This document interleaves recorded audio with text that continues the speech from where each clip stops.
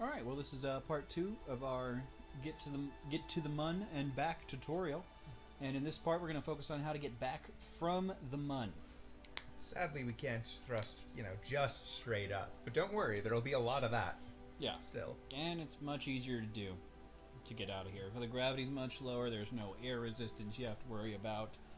Yeah. And we brought so much fuel. It's In fact, beautiful. Once you get out of the moon's sphere of influence, Kerbin's going to do most of the work for you. That's true. All right. Well, we'll start just by turning on our SAS, no matter what direction we're in. This should work no matter where you landed on the moon. And we're just gonna bring our engines up and thrust straight up. And hit G, close our landing gear for no reason. And if you want, you can turn off your SAS and reorient yourself so that you are in fact thrusting straight up. And just go as fast as you can. And you're going to hit the map view. And remember to bring up your nav ball right here. And just thrust until you get out of the sphere of influence of the moon. Should not take that long. Does not have that much gravity.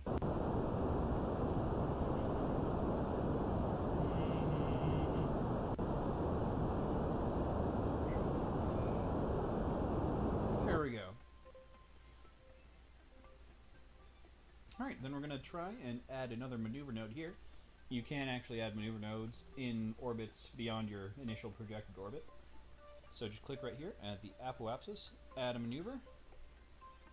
Grab this little guy right here, the prograde, as he's called, and just pull down on him until you can see your periapsis decrease. The most efficient way to land is just to, while you're at the apoapsis, fire retrograde. Yes, retrograde. And just drag your apoapsis into the atmosphere of the planet. Just allow the drag to take care of it for you. So that's just what we're going to be planning on doing here. Yep, and new in version 1.9 are, well, looks like we got a periapsis of 15 kilometers. That's perfect. And new in this version are re-entry effects, where it looks like fire's engulfing your ship, and it is awesome. Yeah, it still doesn't overheat and explode your ship yet. We're looking forward to that. Yeah, that's going to be freaking awesome. Yeah. So what's the maximum range you'd say is good for landing if you're going to let atmospheric drag stop you? Like at what point do you think you're going to be in an unstable orbit? Let's say an unstable orbit, as long as you get within 70 kilometers, you should be fine. Now, mind you, it might take you forever, you might have to watch ship for a while. Yeah, but time acceleration should make that go by a little faster. Yeah. Mind you, once you are in the atmosphere, you won't be able to time accelerate that fast. Alright. Looks like we're going to have to wait for this. Well, you could, using advanced techniques, get into the atmosphere right now, but we already have this maneuver node set up, and it's more efficient to do this at the apoapsis. And all you have to do is wait. Kerbins don't need food, so or yeah. air, apparently. Yeah.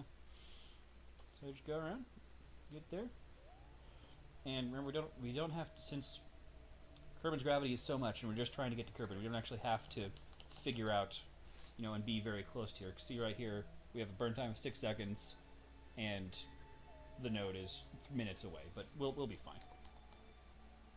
Yeah, pretty close is good enough. It's true. We're just trying to not hit a down to planet. the wire on fuel or anything. It's true. We're not trying to land anywhere special. And yeah, once you get there, just thrust until our orbit goes down into the atmosphere, which starts at about 60, but we're going to go for maybe 20 or 15. So how's our fuel going right now? So much That resources tab. Yeah, looks like we got plenty of fuel. And remember, as you burn fuel, your ship actually gets lighter, so you get more bang out per buck out of the remaining fuel. Just gonna bring it down.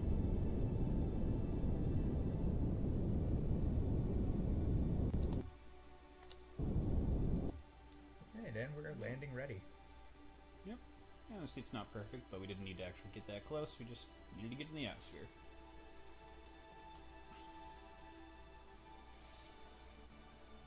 We're actually going to be able to land without using the re-entry module. Oh, well, no. We'll need doesn't it. have enough fuel for a landing here. So just stage and get rid of all these superfluous tanks. And that one. And engage our last engine. And this will be our landing stage. We don't have any RCS or anything fancy, but we do have that advanced SAS, so we'll still be able to keep ourselves steady. We have some landing gears and an engine, and this should be enough for us to land safely in water or on land on Kerbal. Now, if you didn't really care about where you were landing, you could just do something like deploying a parachute, but, I did not bring any. yeah. I like to live on the edge. Not to mention landing with fuel allows you a bit more control. If you like to get fancy, land at the Space Center or at some specific location. And it's the more fun parachute challenge. wouldn't really afford you that opportunity. It's true. Just gonna time accelerate into the planet.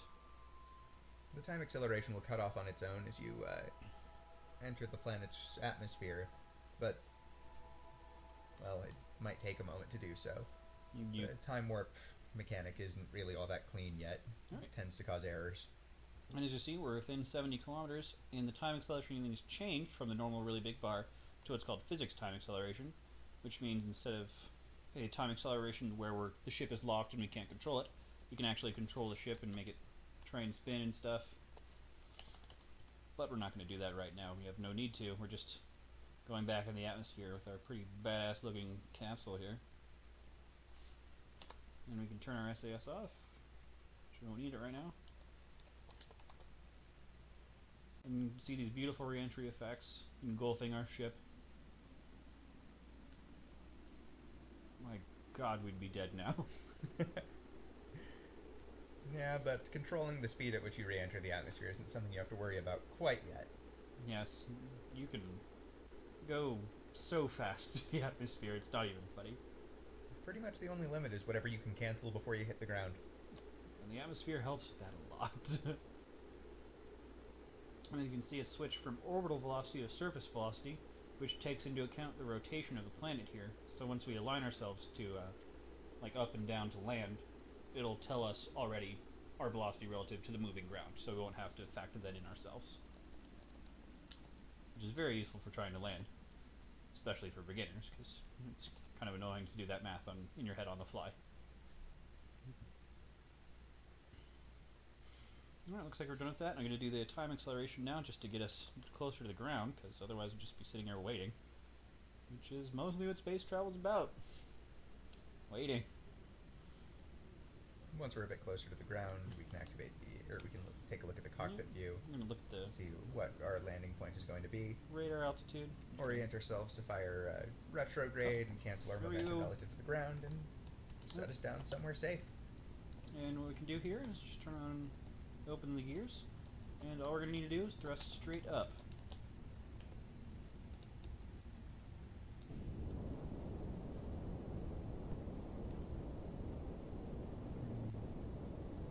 Doesn't look like our shadow's visible. No. There it is.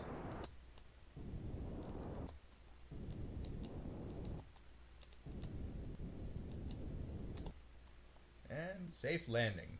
Yep. Now Where the hell are we? I have no idea.